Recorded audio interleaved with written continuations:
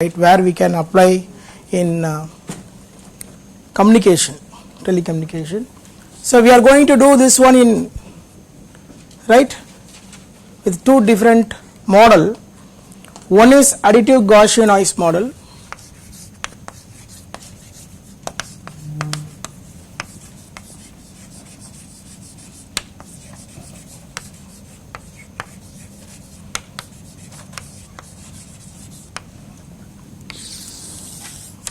and then in Rayleigh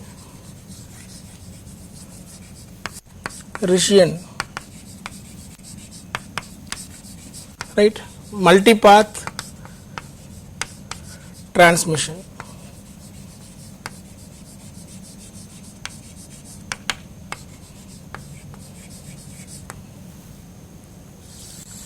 Right. The first one,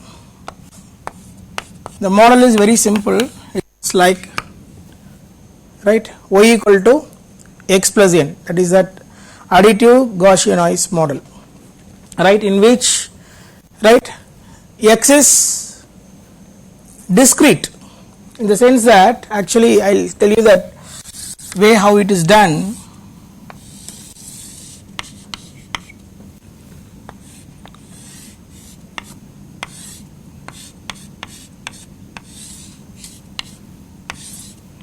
So this x takes either a or minus a, it is like this, being transmitted through the channel, and it is getting corrected with this noise like this.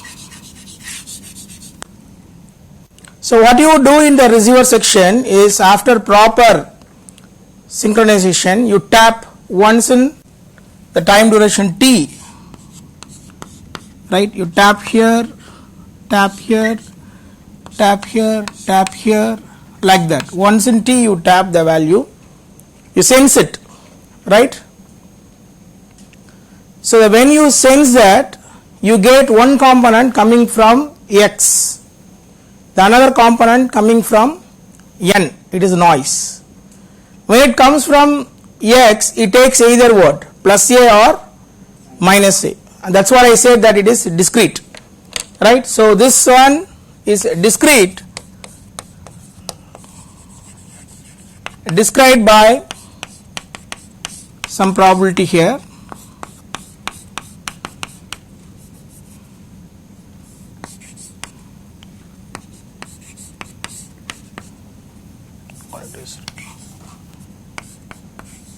I am calling it as rho and 1 minus rho. This is probability of x equal to a. We can time being choose this a to be 1, right, for doing this task, right. So what we really need is, we would like to know in the receiver section what is a threshold we can apply for the decision making, because what you get in the receiver section is the summation of what, x and n. X is coming from where, the discrete, it takes that value as what, plus 1 or minus 1, but n is Gaussian, n is Gaussian distributed, it is a continuous random variable with mean 0 and variance sigma square, right. So it can take any value, starts from minus infinity to plus infinity. The receiver section, we need to apply the threshold for taking the decision making, right, whether it is going to be 1 or minus 1, right. Intuitively you may wonder that, no, it is very simple, I can take the threshold as what, 0, if it is above 0 I can call it as 1, and if it is below 0, I mean less than 0, we call it as what, minus 1, as simple as that. No, it depends on the prior probability of the zeros and ones being transmitted from the transmitter. That is what I said. Here it is, they are not equiprobable. One is rho, another one is what, 1 minus rho. This plays an important role in selecting the threshold, right. If I apply that threshold for decision making, your probability of deduction is going to get maximized. That is what we need. We need to know what is a threshold, right. To start with, we have to formulate what we call as this Bayes cost. This is the Bayes cost here.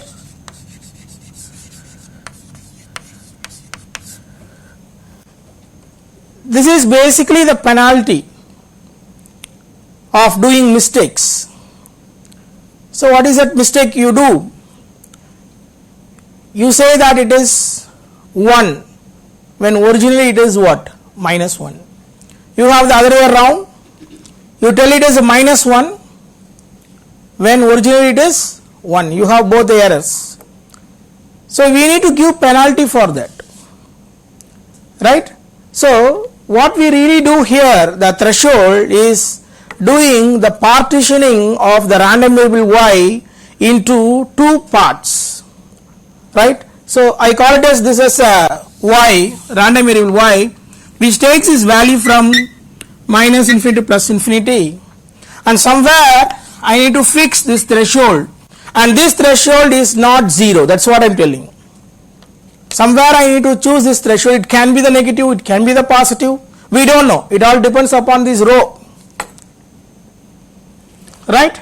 And if your y lies in this region, you decide in favor of 0, and if lies in this region, you decide in favor of 1. I am calling it as a gamma naught and gamma 1. They are all the set. I am dividing the whole set, we call it as gamma, into two parts. One is gamma 1 and gamma naught. If the outcome of the random variable y lies in this set gamma naught, you declare them as what? Minus 1 is being transmitted or 0 is being transmitted. If it lies in this region, you decide that it is 1 is being transmitted from the transmitter. Right? So what is that error? When 0 is transmitted, right, unfortunately your outcome, this y, lies in the region where gamma 1 when error occur. You understood? So we need to take this probability. So I will give the notation that P subscript naught at gamma 1. This means that your random variable y lies in the region gamma 1 when 0 is being transmitted from the transmitter. This is error. P naught of gamma 1 is the error. We have another error. What is that? We have this P1 of what? Gamma naught. Right? So we need to give the penalty cost for these two. So we give as a cost as what? Let us say this is C01 or call it as C10. You are deciding it as 1 when 0 is being transmitted. That is the way I have written here, C10. You are deciding it as 1 when 0 is transmitted. It is some constant, I am giving it as a cost. Right? And we include here, there is another cost at this place, C01. This is not enough. We have another event also to be included in this Bayes cost. It's all about the probability of x equal to 0 and probability of x equal to 1. This is basically the conditional cost. P naught of gamma 1 and P1 of gamma naught, they are all the conditional cost. Means what? When 0 is transmitted, what is that? Error involved, and we are multiplying with that corresponding factor, right? Cost in that. Isn't it? P naught of gamma 1 and P1 of gamma naught, they are all what we call it as conditional, right? That cost. Including this C10, C01. You can even make it as uniform, 1, 1. That is different. But in general, whatever I have written just before plus and after plus, they are called the conditional cost. But what we need is, as an average, what is that cost? Right? C bar. That includes the prior probability also. Let us say, for better notation, I write this as pi naught and this one is pi 1. Don't get confused, it is just a notation. Pi naught is the prior probability of when 0 is transmitted, pi 1 is the prior probability when 1 is transmitted. Now what I do in this expression, I multiply this pi naught here and pi 1 here. Now I get this complete average cost, right? Because this is the conditional cost when 0 is transmitted into what? Probability when 0 is probability of 0 transmission, and this is the conditional cost when 1 is transmitted, right, into what? The corresponding probability pi 1. We are interested in finding out the value of what? Gamma naught, gamma naught and gamma 1, the range, the set of all values of gamma naught and gamma 1. In other words, I would like to find out what is my threshold such that this cost C bar, right, is minimized. That is the task. I would like to find out this gamma naught and gamma 1, means I need to find out this threshold such that this cost C bar is getting minimized. This is the task. This is what the problem given, right? So first of all, you would like to know what is this P naught of gamma 1, how it looks like. For that, what we need is, we need to know what is that density function of the random variable y when 0 is transmitted, right? So we quickly do that, right? So this is probability of what? Y less than or equal to y given what? X equal to 0 or minus 1, for example, right? This is basically Fy given x equal to minus 1 of y, right? So this is probability of y is x plus n.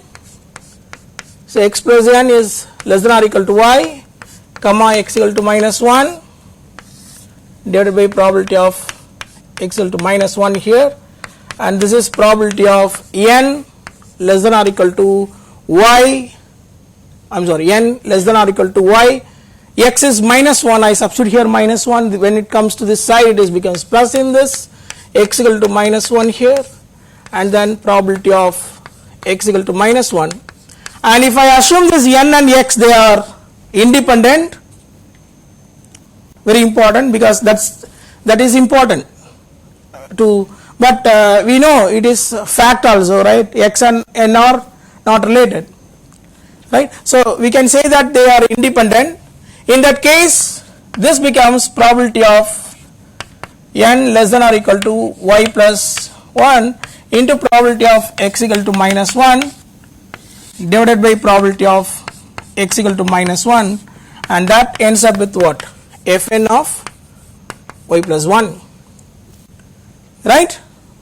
This means my density function Fy given x equal to minus 1 of y is Fn of y plus 1. It is Gaussian, that is the meaning of it.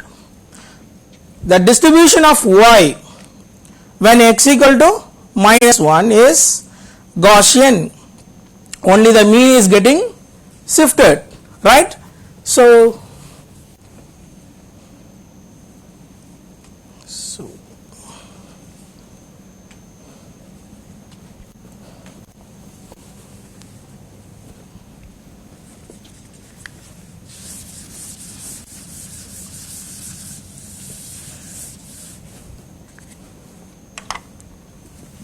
So if I plot this, the density function, so now this is basically mean with what? Minus 1. So this is the Gaussian density function with mean as what? Minus 1, and this is Fy given x equal to minus 1 of y, right? Because what is that? Fn of y plus 1 is shifting the Gaussian density function towards left by 1, isn't it? So that's what it is getting shifted, because we already know that mean is 0, So if I shift towards left, we get it as what? Minus 1. And the same way, when I do it for the case when 1 is transmitted, we get again what? The Gaussian density function. But what happened this time? Only the mean is getting shifted towards right.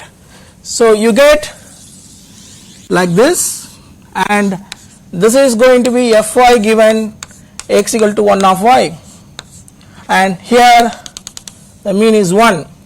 And remember that both are going to have that variance identical, which is sigma square. Variance is not changing, only the mean is getting changed. Now is, what is that? P naught of gamma 1 and P 1 of gamma naught from this figure. So somewhere here I am fixing it up, right, this threshold, right, I take some other color, right, somewhere here the threshold is fixed. This threshold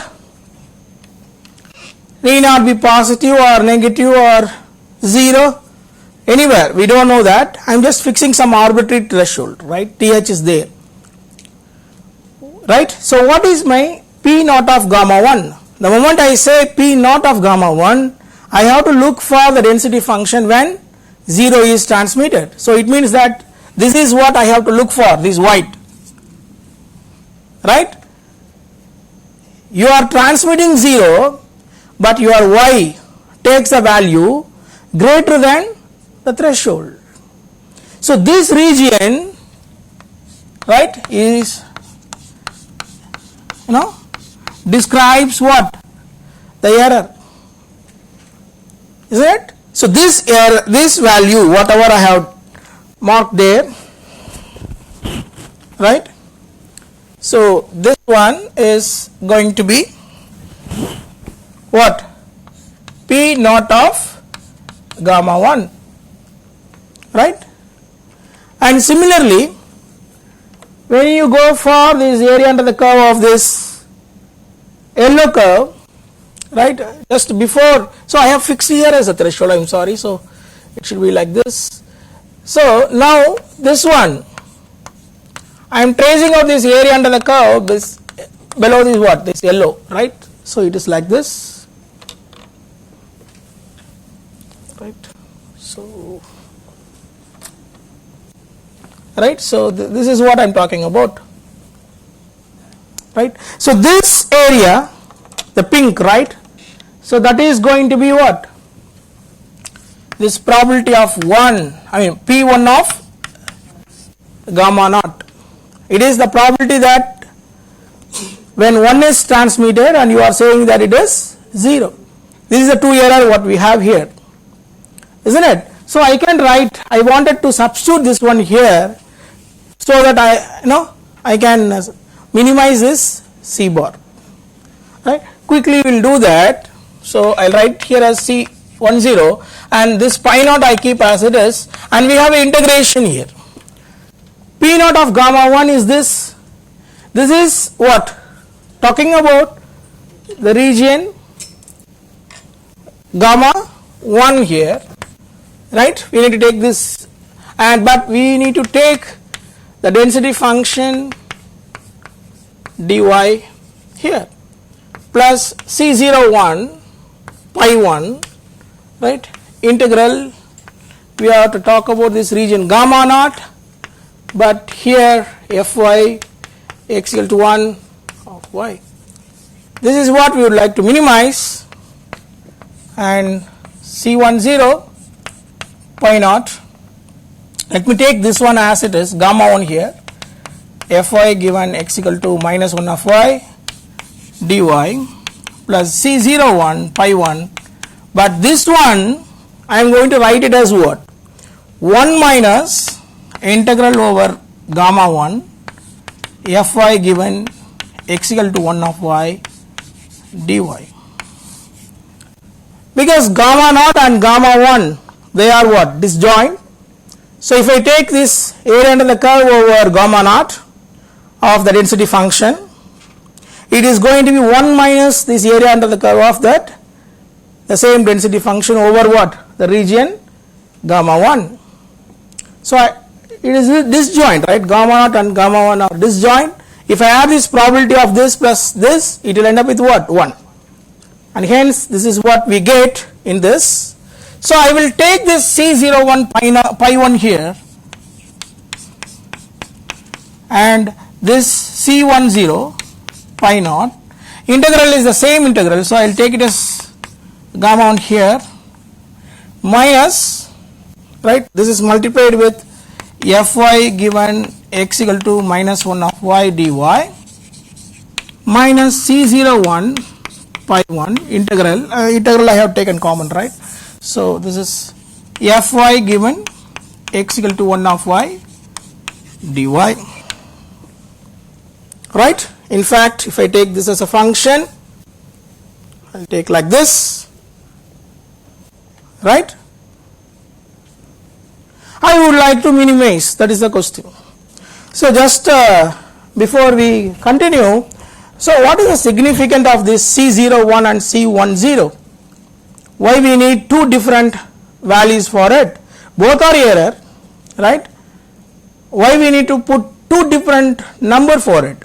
In fact, those values are going to be lesser than 1 normally what we choose, but we choose what? Two different values. Why?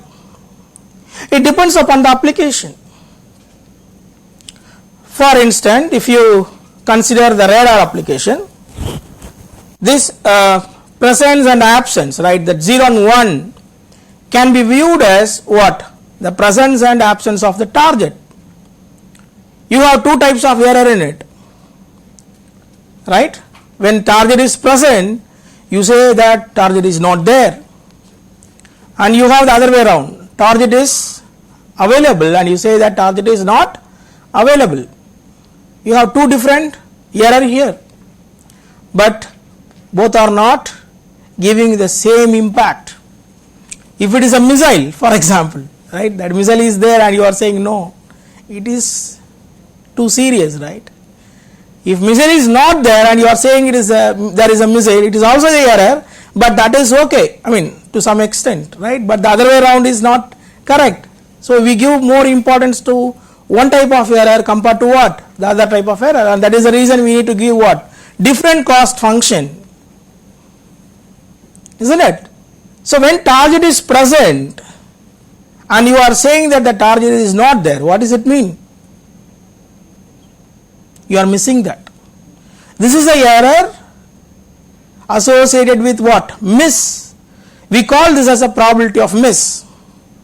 We have the other way, right? The target is not there, but you are saying target is there. This is also the error. This is giving you that the false information. We call this probability as what? Probability of false alarm. You understood what I am telling, right? So in the one case, which is probability of false alarm and which is probability of miss in this case? P1 of gamma naught. What is that?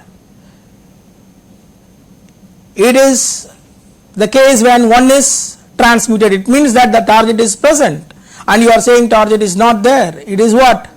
You are missing. P1 of gamma naught is the probability of miss. P1 of gamma naught is what? Right? Right? The target is actually present, but you are saying that it is not there. You are missing that. Both are not important in this application, but if it is the usual digital signal transmission through the channel, in that case zeros and ones are equally important. It all depends upon how we use it, right? I mean, depends upon the application. And that is why I am telling this one here is, let me in this case assume that this C01, C10, they are all equal to 1 for simplicity, right? Assuming that it is being transmitted through the channel, right? Now I just remove these values here at this moment, but you can even solve with this cost function, right? Time being you are replacing these things with 1, right? So you have pi 1, which is the probability, and you have plus integration over gamma 1, pi naught is there, which is probability, and you are taking integration over the density function minus pi 1 multiplied with what? The integration over the density function. It is like that, but you are taking the integration over the same region gamma 1. You would like to make this value to be minimized, and the overall cost function C bar is also positive. If I want to really minimize this, I wanted the second term to be what? No, not fully 0, it should be negative, less than 0. I mean, I would like to just what? Minimize. If I have what? That value to be as small as possible with what? The negative value, right? And the overall thing is going to be positive. See, I have two numbers, right? I want to minimize, right, the quantity, isn't it? And that difference, or here this summation, ends up with again a positive number, right? I wanted to minimize. If I want to do that, right, I wanted the second term to be negative, right? So it makes this pi naught minus some term that is going to get minimized, right? So to make this second term negative, the integrand I am taking, because you see that this is this density function, this particular case, the density function in both the case, right, fy given x equal to 1, fy given x equal to minus 1, both are what? Greater than 1. I mean, sorry, greater than this, you know, this is x-axis 0 value, right? It goes like this, the values are like that, right? So I am just finding out the difference between what? Pi naught times this density function, that is minus 1, pi naught times this minus pi 1 times this yellow, right? The scaling value is also positive, so you have slightly what? Different in that height, right? The shape is going to be the same, only this here, this peak is the same, but once you multiply this one with this pi naught and pi 1, we get the same shape, but we get different height. Depends, we don't know which is greater, right, pi 1 or pi naught, right? In that case, if I subtract this 2, right, it is going to be what? What will happen if I subtract? For example, here it is this minus this is happening, this minus this is happening, right? Initially what happened? That white, you know, it is dominating, and of course it depends upon this pi naught. I already told that. Still, if it is there, you know, some constant value pi naught is there, right? This is too little. Even when it goes to this infinity, the rate at which it is decreasing, you know, at this point, that yellow color is going to be still lesser than that, right? Because you know that this is the mean here, and variance is same. It gradually decreases. This is already decreased, and it gradually decreasing, and both are ending up with the infinity. That is fine. But wherever you see, right, isn't it? So the white color is slightly what? Dominating when compared to what? This yellow. Of course it depends upon this pi naught and pi 1. That is also matter. Why I am telling this one is, if I do that, initially for example, if it is, right, the difference value, right, it is the positive, and gradually it is decreasing, and sometime this is dominating compared to this white. So if I subtract this white minus yellow, you get somewhere what? The negative. The transition occur, positive and then negative. The area under the curve is simply what? The positive area minus this negative area, right? That is the total thing what you get, right? So if I want this to be fully, you know, negative, At the same time,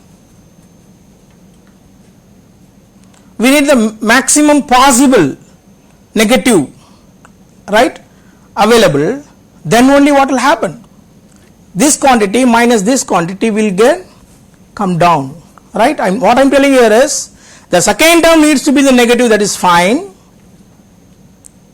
Number 2, and we have to choose this threshold in such a way that the negative what you get in the second term, if it is large enough, then what will happen? The difference is going to what? Get minimized. You understand? Two things I am telling. The one is the second term needs to be what? Negative. The second point what I am telling here is the negative what you get based on what you choose this threshold, it gives you the maximum possible negative value. I mean, I am talking about the absolute, maximum possible absolute quantity of the negative value. If that is the case, what will happen? As the second term is negative, as well as it is going to be that magnitude is very large, the difference is going to be what? Minimum. Understood what I am telling? 10 minus, I want the number, the second number to be as big as possible, such that what will happen? The difference is becoming less, minimized. And that happen, right, if I choose the threshold is the point where I get the transition from positive to the negative, that transition, the transition point. So instead of going for the integration directly, what I am going to do is I am going to take this integrand part and I am looking for the place where this is changing from where, right, positive to negative. It means that I am going to equate this integrand as what, right? It is going to be what? Less than or equal to 0. And you have to do what? Find out the region. Can you quickly calculate what is that region you are getting?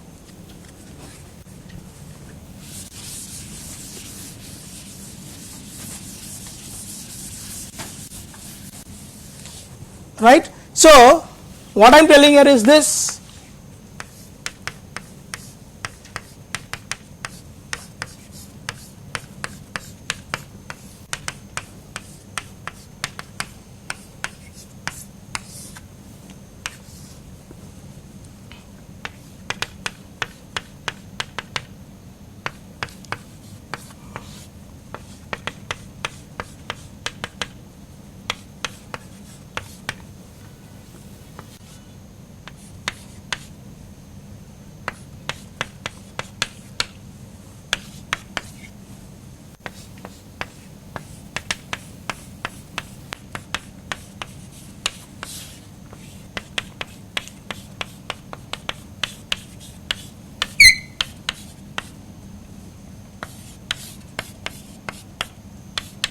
So this will give you the region, right, gamma 1.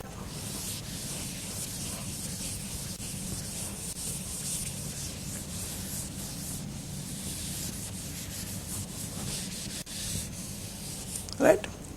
We already know what is that density function, 1 by root of 2 pi sigma square e power minus y minus 1 the whole square by 2 sigma square here and divided by 1 by root of 2 pi sigma square e power y plus 1 by 2 sigma square to be greater than or equal to y naught by pi 1.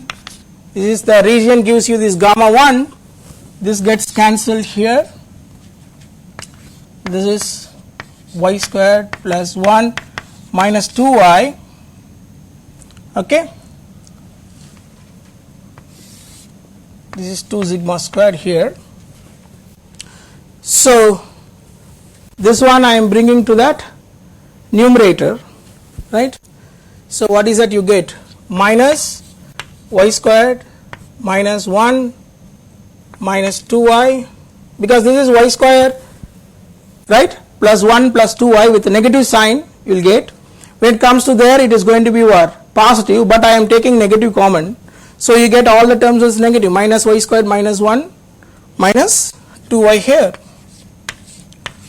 So this is you get, and this gets cancelled, and you get e power 4y by 2 sigma square is greater than or equal to pi naught by pi 1, and y by sigma square,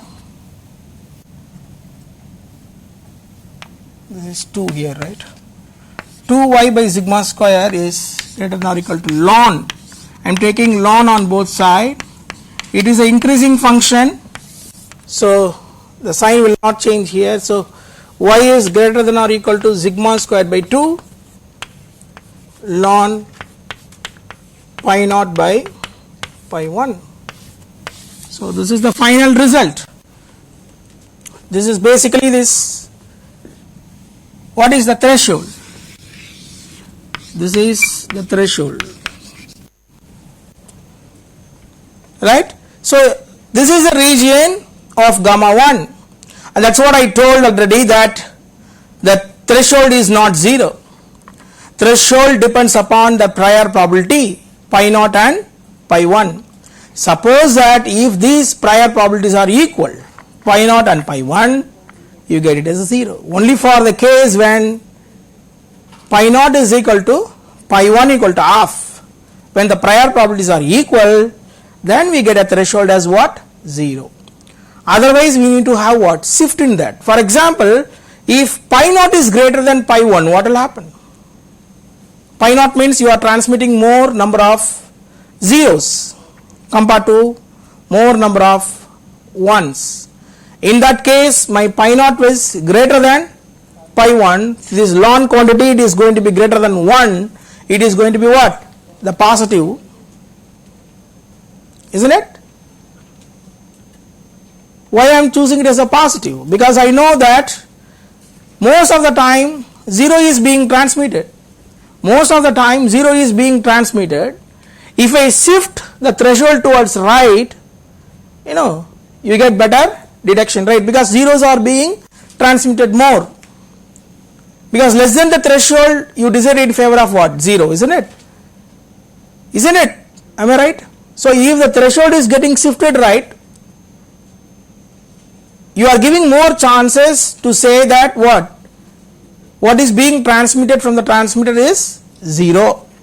If the threshold is shifted right, you are giving more chances. I repeat, if you are shifting the threshold towards right, you are giving more chances to say that what is being transmitted from that transmitter is 0, isn't it? Because 0 region is more. Why I am doing that? Because I have some knowledge about this prior probability that most of the time zeros are being transmitted from the transmitter. So I relax, I give, instead of giving it as a threshold as 0, as I know that most of the time it is being transmitted as at 0, even if you are getting 0.3, you suspect that as 0, not 1. You understand what I am telling? If it is 0.5, you suspect again as 0, not 1. You understood? Intuitively we understand that if it is negative, you call it as 0, if it is positive, you call it as 1. But as I know already that most of the time zeros are being transmitted more, then give a little more chance for saying it as 0. So shift the threshold towards right. This is true for the other way around, right? If you suspect that, if you have some knowledge about this prior probability, most of the time that one is being transmitted from the transmitter, that is going to be the larger. What will happen to this quantity pi naught by pi 1? It is going to be less than 1, so it is becoming negative. You shift the threshold towards left, you give more chance to 1, and that's what this story about. right. So this is about this additive Gaussian noise model.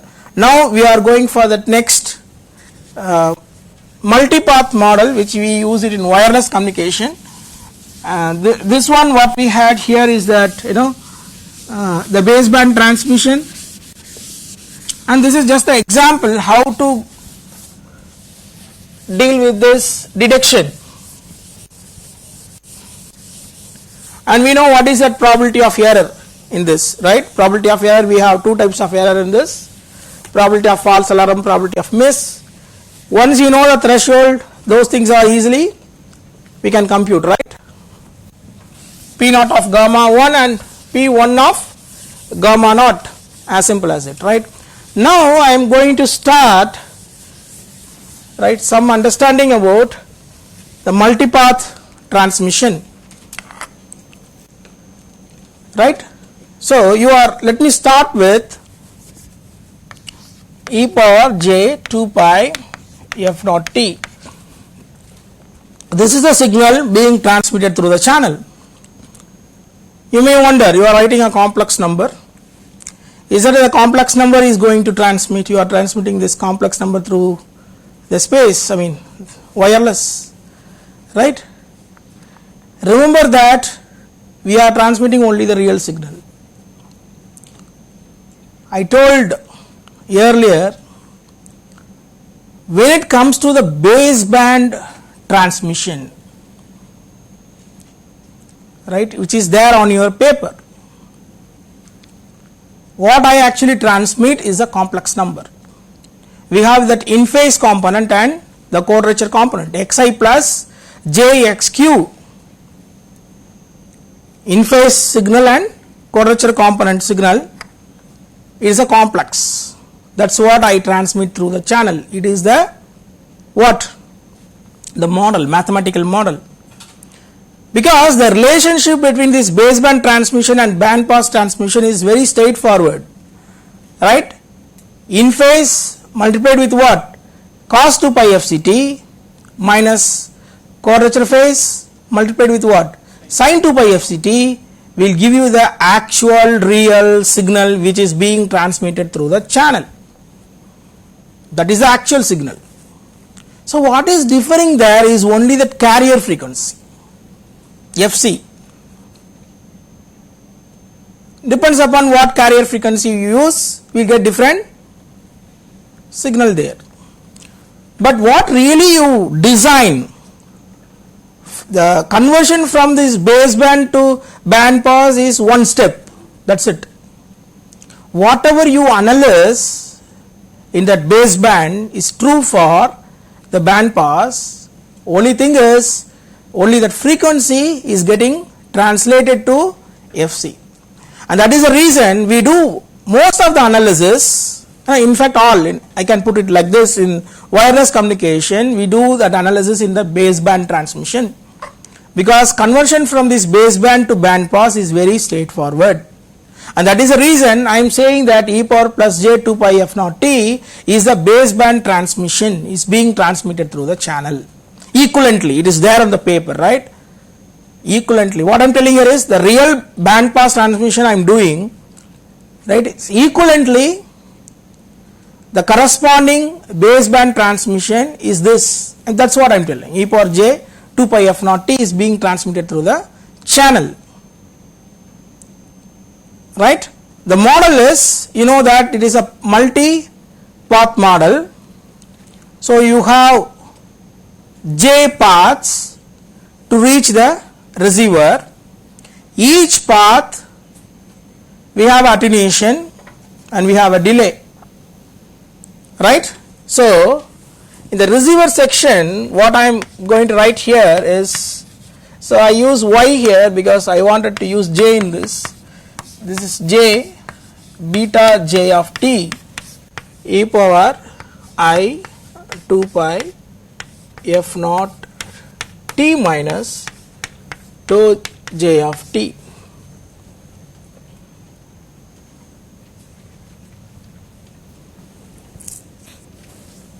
What is this beta j of t? Beta j of t is attenuation in the jth path and it is a function of time. That is the problem.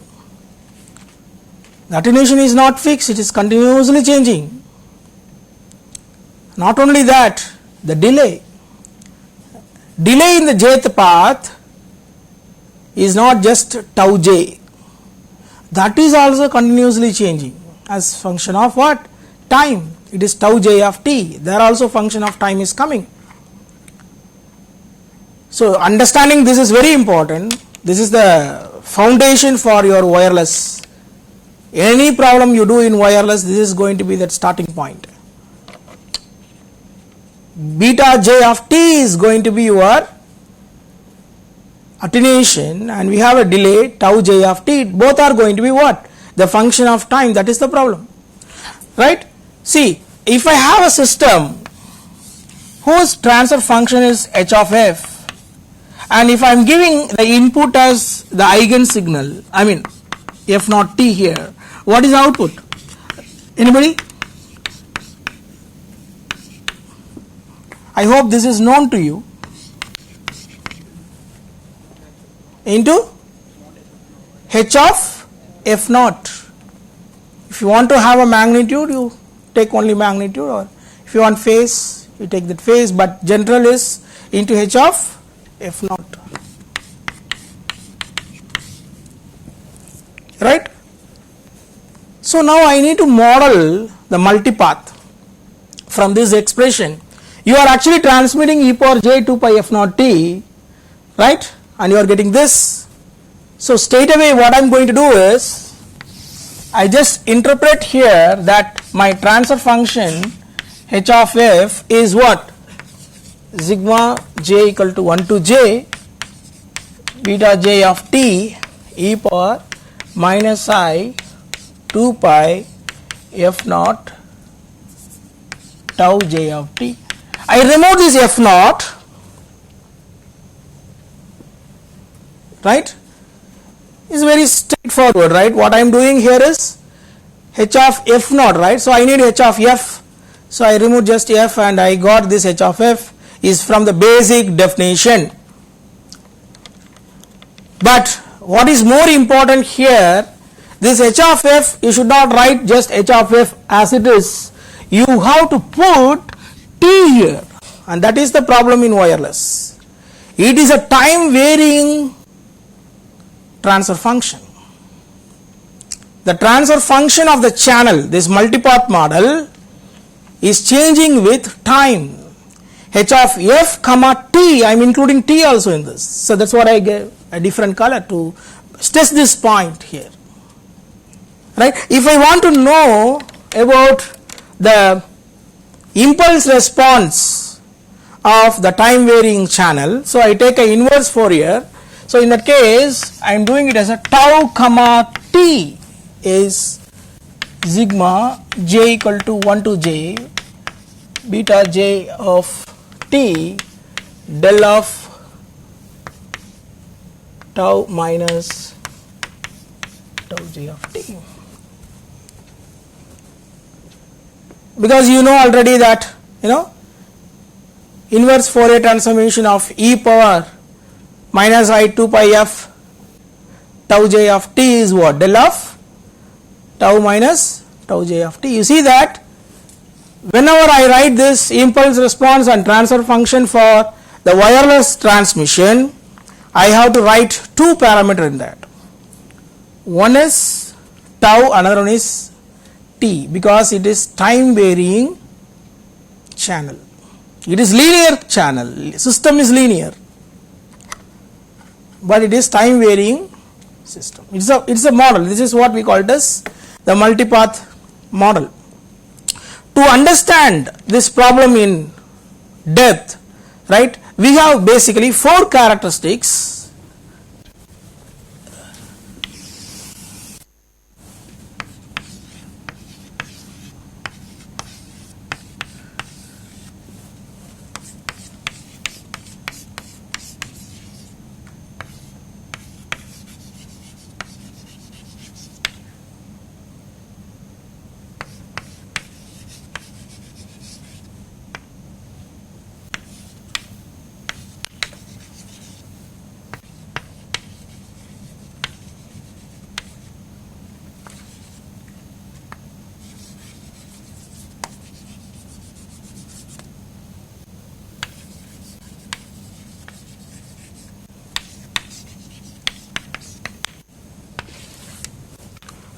This is happening because my transfer function is what? Time varying,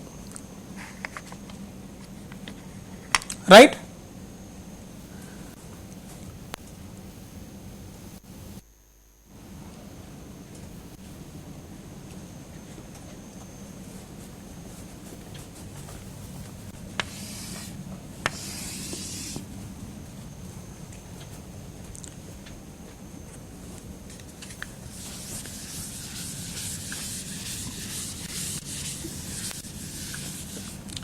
So let us assume tau j of t is tau naught tau dash t, right?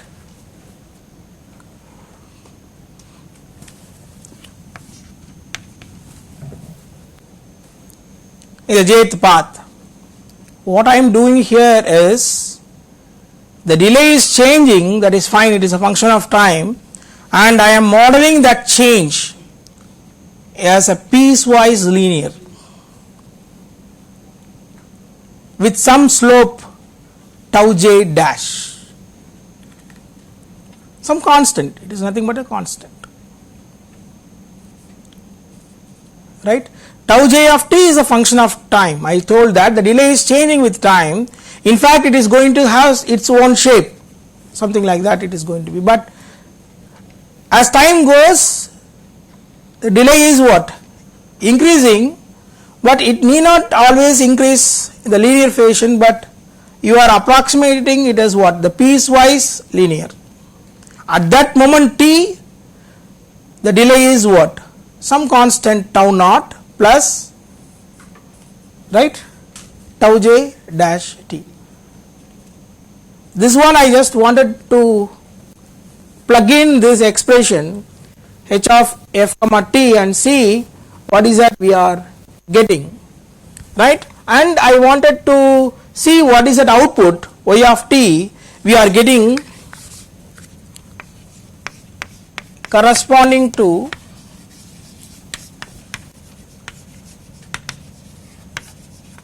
e power I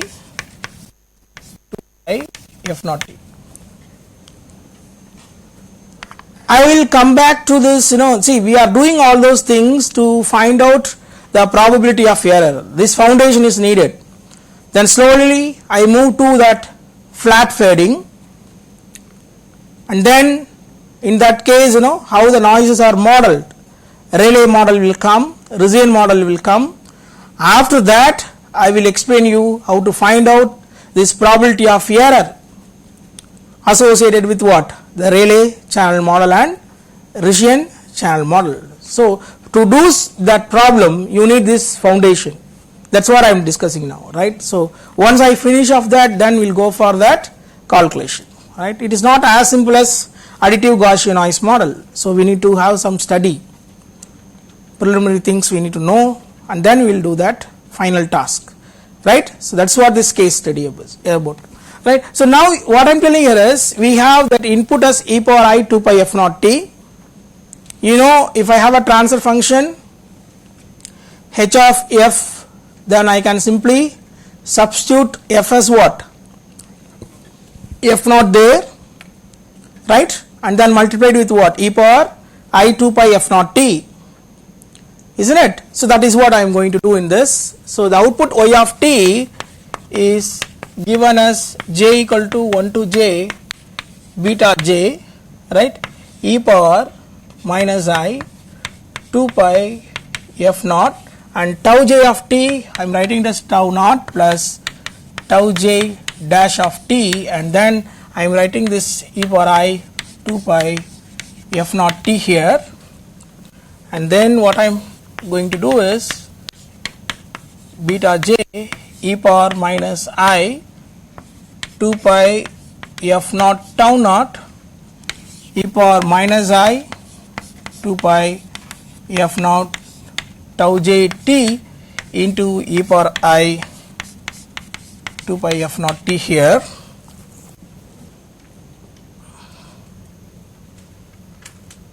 right?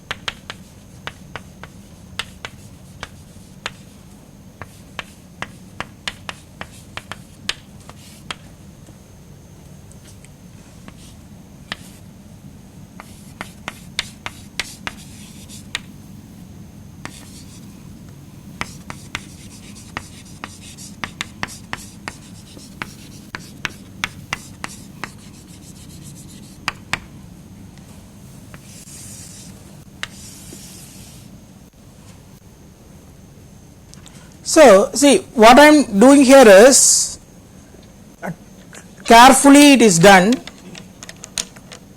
Number one, I replace this Bj of t with Bj, indicating that for this analysis the attenuation in the jth path is approximated as what? Constant. It is not changing much with what? Time. That is one thing. I remove this t here, right? And then what I am doing, and this is the output of this e power I 2 pi f naught t. You know that if I have a transfer function and if the input is the eigen, the output is simply what? This transfer function multiplied with what? E power I 2 pi f naught t, and the transfer function f needs to be replaced with what? F naught. That is what I have done here. F naught in that expression, and then e power I 2 pi f naught t is also multiplied. Right? Now this is just a expansion, right? And we are defining this minus tau j dash t, right? No, I am sorry, this is f naught here.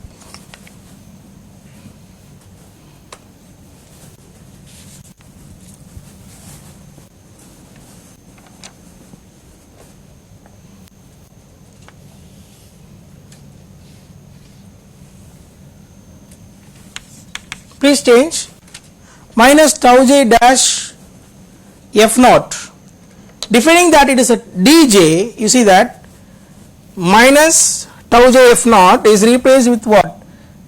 Dj. This t is coming as it is, e power I 2 pi f naught t. Then what I am seeing here is, this is fixed, f naught is fixed, tau naught is fixed. This is just like an initial value for a typical frequency f naught. This plays as a, but when it comes to this, I combined e power I 2 pi, this is up to this is the same, right? And here I combined f naught plus dj into t here. This dj and f naught I just combined here. This expression says that every path there is a shift in the frequency. Originally the frequency is just f naught, only one frequency is being transmitted from the transmitter. It is a single tone, only one frequency is transmitted. But in the receiver section, in every path there is what?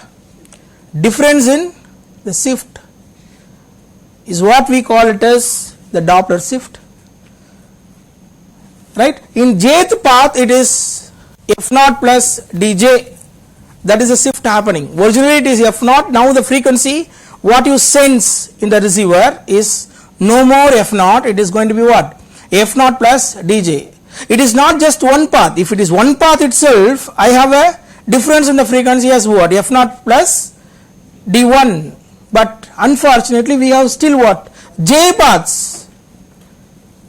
So you are sending only one frequency.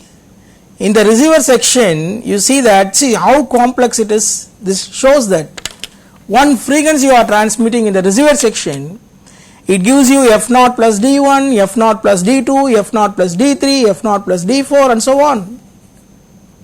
We have, it gets spreaded because of this Doppler shift. We have the range for it, the minimum change d min. What is the minimum shift? And we have what? The maximum shift, and we have the difference, that is the Doppler spread, Doppler shift total. You know, for single tone f naught we have this shift happening, right?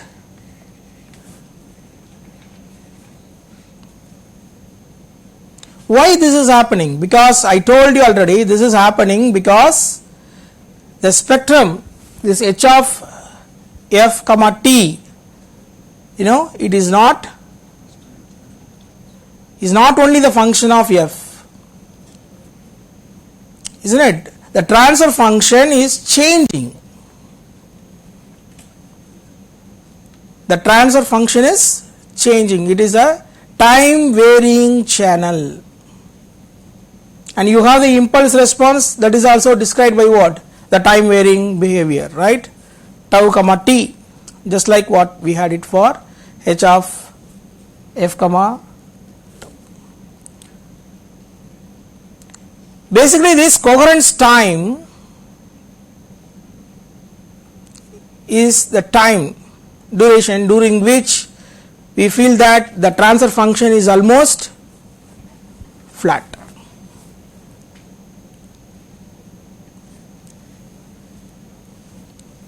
For the typical frequency f naught. What I am telling here is, I am keeping f naught fixed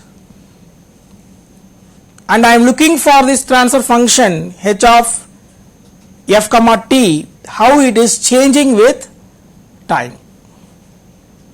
You understood? See, it is a different plot. You know, normally the transfer function, if you want to plot, what do you do? F versus h of f, job over. But now it is varying with time. So now what I do is, because I want to study how the transfer function is changing when I transmit this as a signal, e power I 2 pi f naught t is a frequency f naught. If the transfer function is not changing, there is no problem. It is simply what? H of f naught times e power I 2 pi f naught t, job over, one shot. But unfortunately it is changing with time, that is the problem, time varying channel. So I need to analyze this, how the transfer function is changing with time. That analysis I am doing by fixing what? The frequency f naught. By fixing the frequency f naught, I am just plotting, right, the transfer function as a function of time. As you see that the time duration during which, you know, that the transfer function is not changing much, is almost flat, gradually decreases, for example, right. So if I see the time duration during which this h of f comma t, f naught strictly speaking, f naught comma t, right, is what? Almost flat, that duration is what we call it as this coherence time, during which we can say that the transfer function is almost flat, right. So during that time duration, whatever you transmit through the channel, if you are able to transmit the pulse within that time, right, it gets multiplied with only some constant, because it is flat within the time. Within that coherence time, the channel, right, behaves like what? Multiplying some scalar times that sample, very simple, with that time, right. After that time only we have what? Significant change in that amplitude, and that is what we call it as coherence time. It is related to this Doppler spread D. This coherence time is measured for a typical frequency. We are doing this job by fixing this f naught, right, by fixing this f naught, and we compute this coherence time as 1 by 2d. This is d. If I say this is d here, 1 by 2d is what we call this coherence time, right. So this is the time during which the transfer function is not changing much. This is 1.2 I want to convey. The next analysis, here what we did, we fixed that frequency f naught, and we would like to see how the transfer function is changing with time. you would like to have the other way around, right? At that particular time instant t, how that the transfer function h of f, right? You are fixing now t and finding out, right, the transfer function now. At that moment, that particular time, what is that value, right, of your h of f for different frequency, right? That analysis also is needed, right? So that one is related to your what? Delay spread and coherence frequency. So that's very simple, because that comes only from this.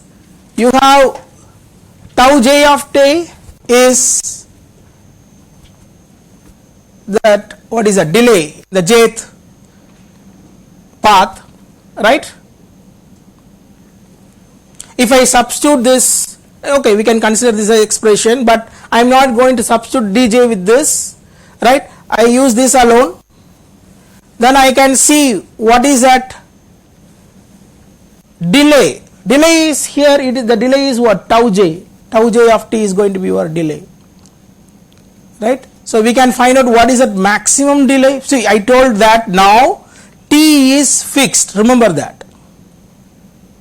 That's analysis. This analysis was over. This analysis what? You are fixing it up frequency f naught, and then we understand how the transfer function is changing with time over.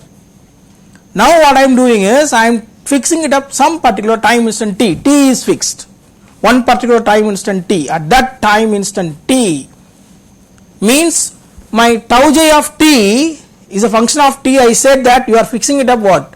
T. So tau j of t at that particular constant t, it is going to be some fixed value for various j's, j equal to 1, 2, 3 and so on up to j, right, capital J. You have various delays, that's what I am telling. You have what? Delay in the first path, delay in the second path, delay in the third path and so on. Every path you get what? Different delay, the minimum delay, and we have what? The maximum delay.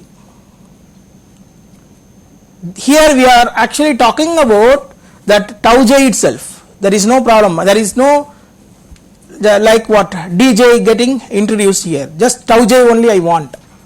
Tau j will have that minimum value and then what? Maximum value, right?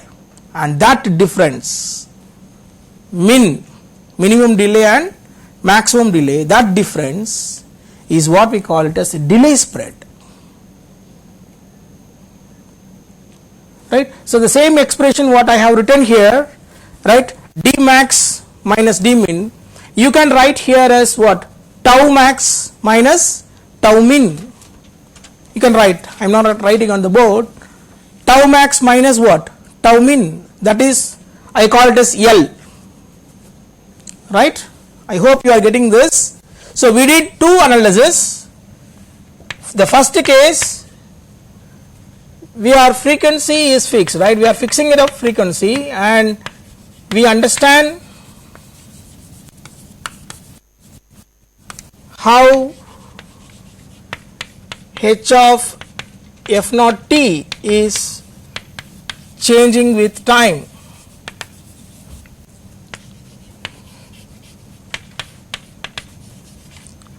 Second case, we are fixing it up t naught and we understand how h of f comma t naught is varying or changing with frequency. For that we measure the delay spread, which is tau max minus tau min. Tau max is the maximum delay what you get.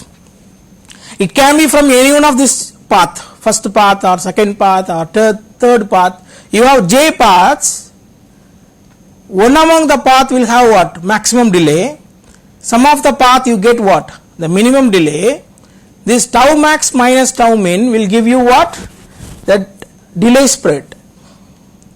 Just like what we introduced coherence time in this, here we introduce what we call as coherence frequency, which is given by 1 by 2L, just like what we had it for this 1 by 2D. Here it is going to be 1 by 2L. What it gives? It gives me, right, the transfer function, right? So we are talking about this transfer function of, right, the channel h of f. It is flat. It is flat. This is very important. The second one what I am talking is very important in terms of, because if you are designing the wireless transmission that has the bandwidth lesser than this coherence frequency, right, we model them as the flat fading model. Flat fading. Flat fading means what? Flat fading means if I transmit the sample through the channel, right, it gets multiplied with some scalar quantity. That's it.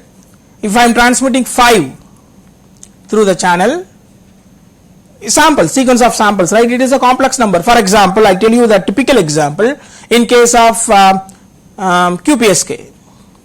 What are the 4 choices you have? 1 plus j, 1 plus I, 1 minus I, minus 1 plus I, minus 1 minus I, and these are coming.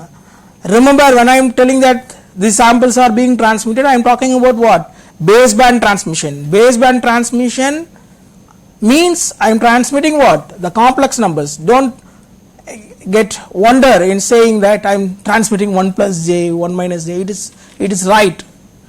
When it is a baseband transmission model, right, it is the complex number you are transmitting. 1 plus j is what I am transmitting. 1 minus j I am transmitting. Minus 1 plus j I am transmitting. Minus 1 minus j I am transmitting through this channel. If it is a flat fading, it is very simple. If I transmit 1 plus j, it simply gets multiplied with some constant, for example 5 or 3 or 0.1, why 5 3, right, 0.1, 0.2, 0.7. This 1 plus j gets multiplied with some constant, and that is what you get in the receiver. That is comparatively better. That is also difficult, right, but that is comparatively better to deal with.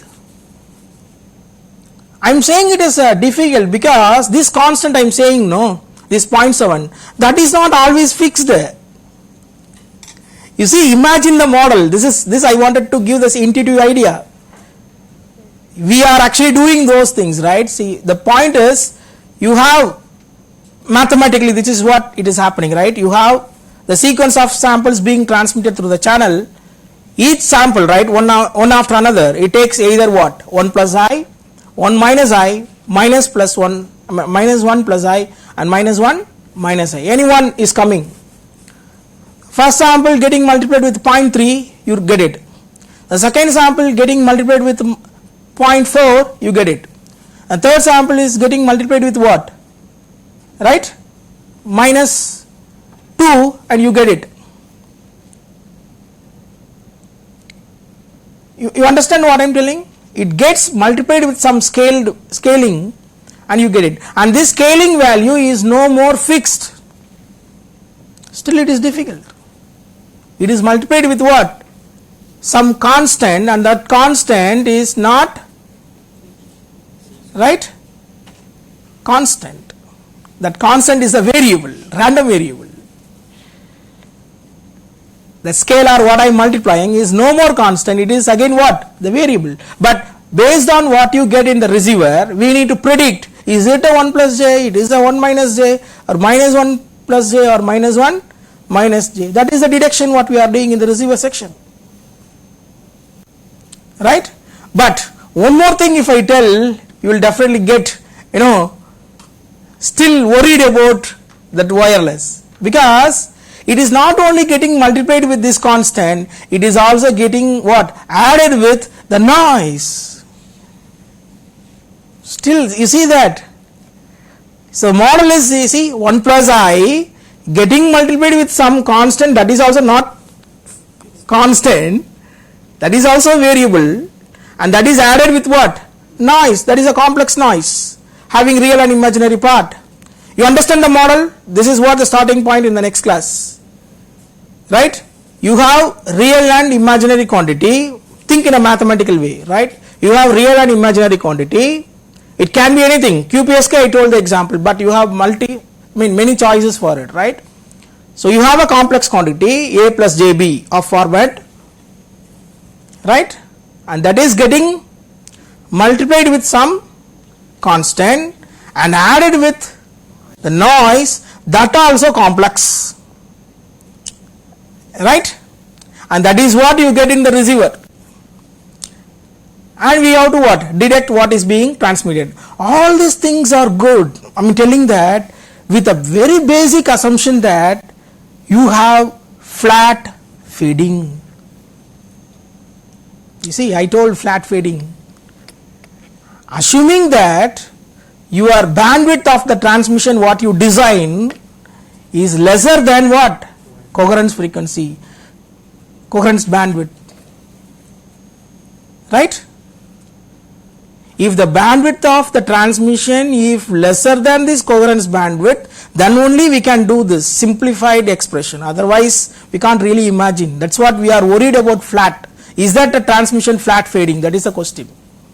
Your OFDM, MIMO, whatever it is, we design in such a way that we need what? Flat fading. Because flat fading itself is difficult to deal with, but it's okay. Now we are able to do best in that, but it should be at least flat fading, right? If it is not flat, it is very difficult to deal with it. So that is that flat fading. All this story, I mean, this is not directly related with this course, but still, I just wanted to introduce that model. I start now in the next class this model expression, right? For the flat fading, what is that model? What is that model? Receiver section is what? A times, right? The signal what you transmit, or I call it as G, right? G times the signal input X plus what? The noise. That is the model. And remember, the constant what I multiplied, that is also the random variable. That's what we are going to deal in the next class. And what is that constant we are multiplying? That is also the random variable, right? And that also we have what? Real part and imaginary part, right? You understood what I am telling? So I just write that expression and we'll wind up this today's class. The model is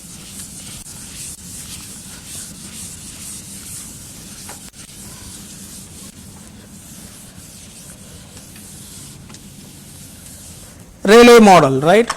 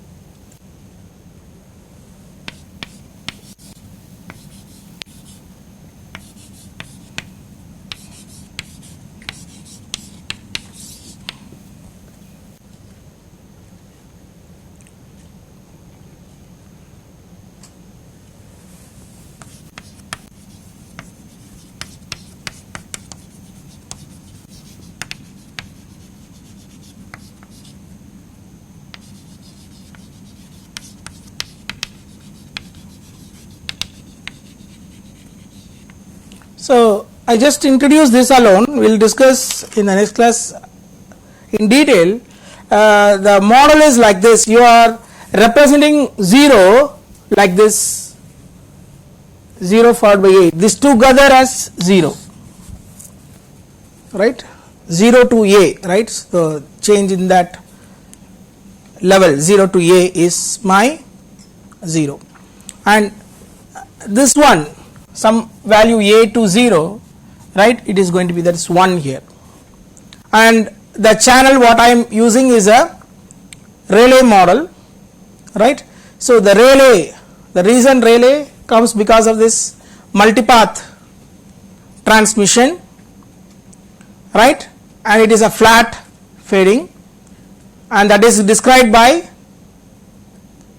filter coefficient, right?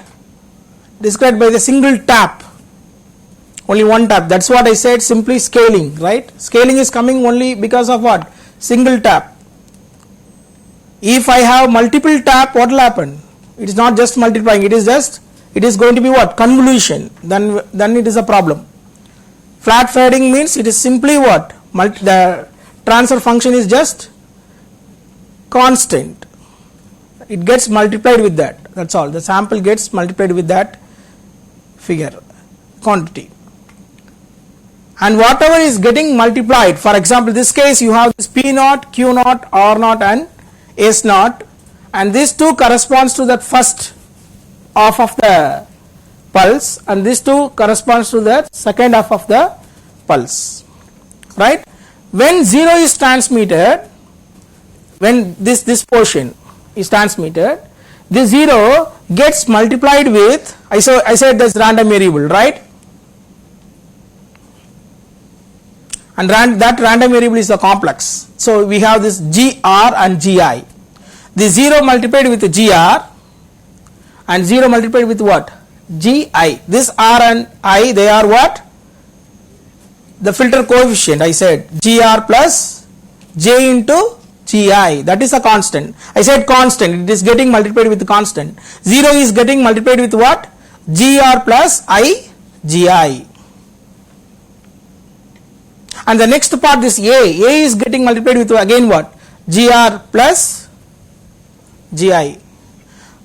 But they are not constant. This GR, they are not constant. They are random variable, right? And this random variable GR and GI, they are all the random variable. They are modeled as what? Gaussian. They are modeled as Gaussian. Why Gaussian? Because this is happening because of what? Multipath effect. The linear combinations, you have that what? The summation from various path and getting added. We already know if it is getting summed up, x and y, right? You get triangle, and if you keep on adding that, it tends to behave like what? Gaussian. And that is the reason this GR and GI, they are modeled as what?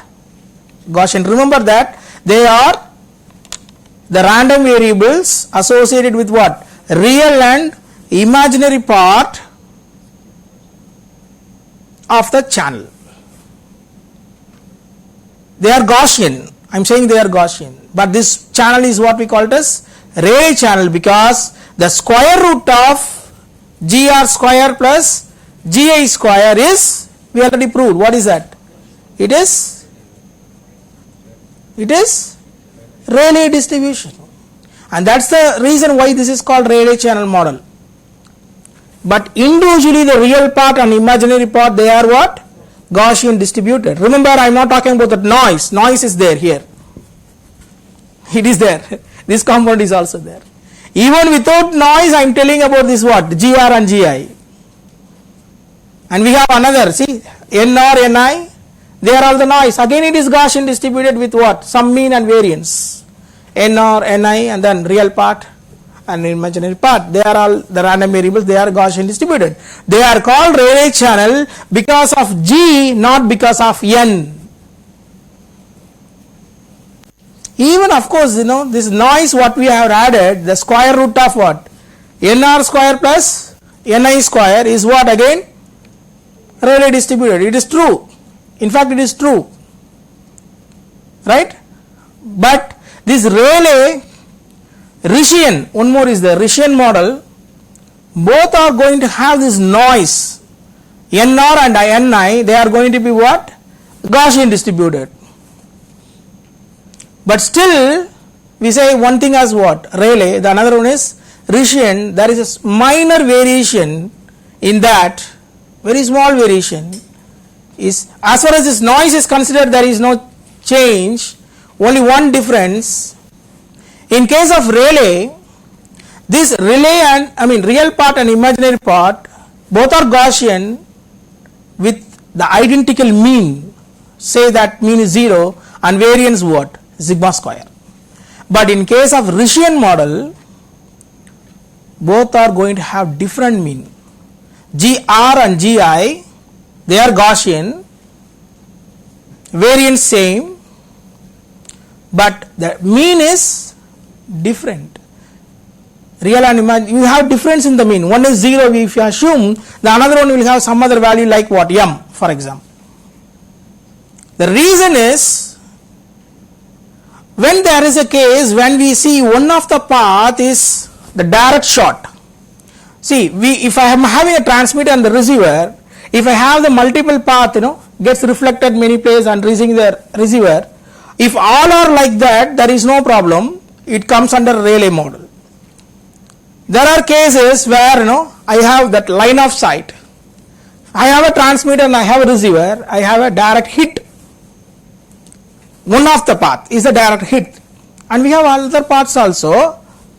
In that case, the mean is not going to be 0. The mean of that one, it is Gaussian distributed, that is fine, but the mean gets shifted up. If all are multiple, gets reflected with different regions and reaching the receiver, it is Rayleigh.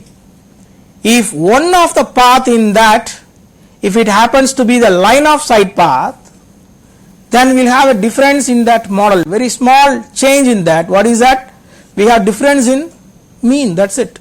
Here the mean is going to be 0, and imaginary part you have a mean different. We need to have a difference in mean in that case.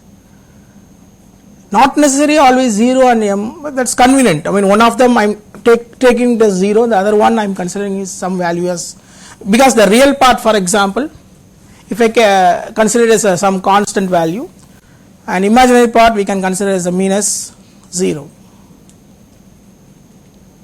You understood what I am telling, right? So when we have a line of sight, we go for Rischian.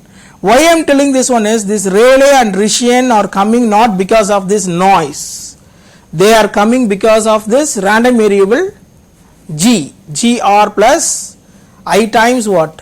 Gi, real and imaginary, and all these things are assuming that transmission is flat. That always keep in mind that your transmission bandwidth is lesser than what? The coherence bandwidth.